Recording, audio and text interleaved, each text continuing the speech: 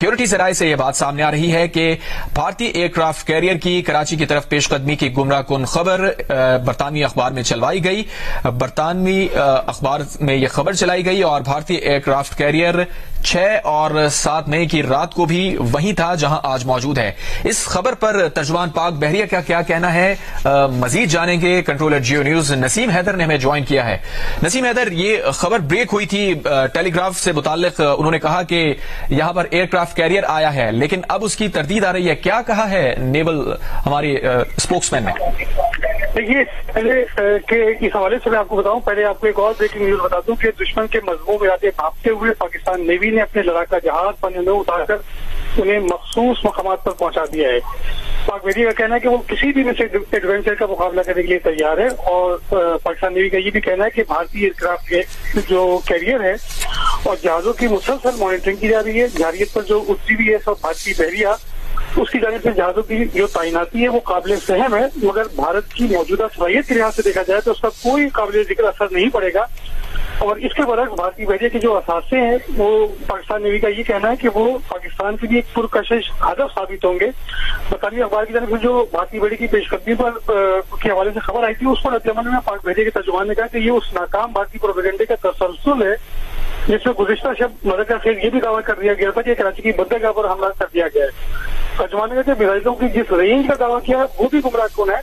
اور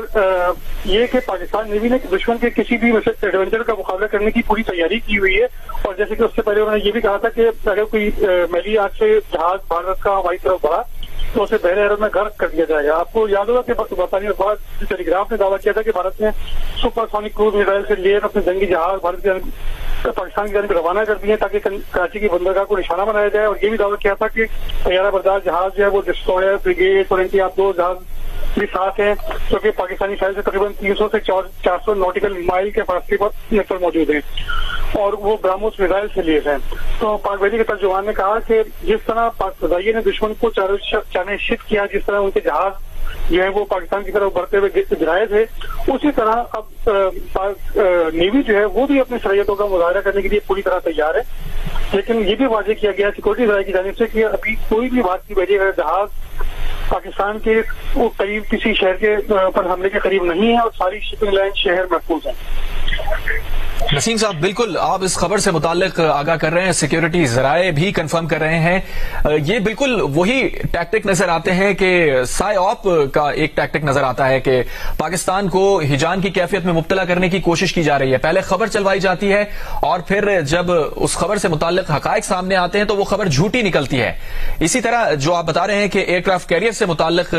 نیوی کا جو رسپانس آیا ہے، سیکیورٹی ذرائع سے جو رسپانس آیا ہے، یہ خبر گمراہ کن نکلی ہے۔ 100% ایسے ہی، کیونکہ یہ جو انڈیا کا میڈیا ہے اس وقت وہ جیسا کہ یہ پاکستانی حکومت کے جو مختلف اہلکار ہیں انہوں نے بھی کہا کہ یہ اس وقت بالی ووڈ کی موویز جو ہیں وہ پلے ہو رہی ہیں، کہ بالکل اس طرح سے پلے کیا جا رہا ہے کہ جو انتہا سے زیادہ معتبر صحافی سمجھے جاتے تھے، جو پاکستان کا دورہ بھی کر چکے اور پاکستان کے لوگوں کو، پاکستان کے سیاستدانوں کو، افواج پاکستان کے لوگوں کو وہ بہت اچھی طرح جانتے ہیں، وہ ان سے چیزیں خبر کنفرم کر سکتے ہیں اگر وہ چاہیں تو، ان کے اتنے اچھے تعلقات رہے ہیں، وہ ایسی ٹویٹس کر رہے ہیں، ایسے خبریں پھیلا رہے ہیں کہ جس کا نہ کوئی سر ہے نہ پہ۔ اور ایون یہ آج نوبت آئی کہ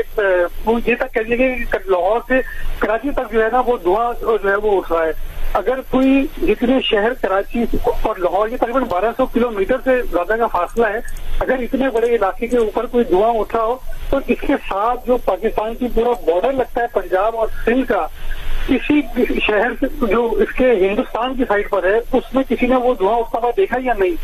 تو جب یہ نوبت آ گئی کہ خود لوگ اپنے میڈیا کے اوپر سوال اٹھانے لگے کہ یہ کس طرح کی خبریں چلا رہے ہیں، تو آج بھارتی صحافیوں کو خود جو ہے وہ معذرت کرنا پڑی ہے کہ وہ غلط خبریں دے رہے تھے۔ بہت شکریہ نسیم حیدر، کنٹرولر جیو نیوز، آپ نے اس متعلق اپڈیٹ کیا۔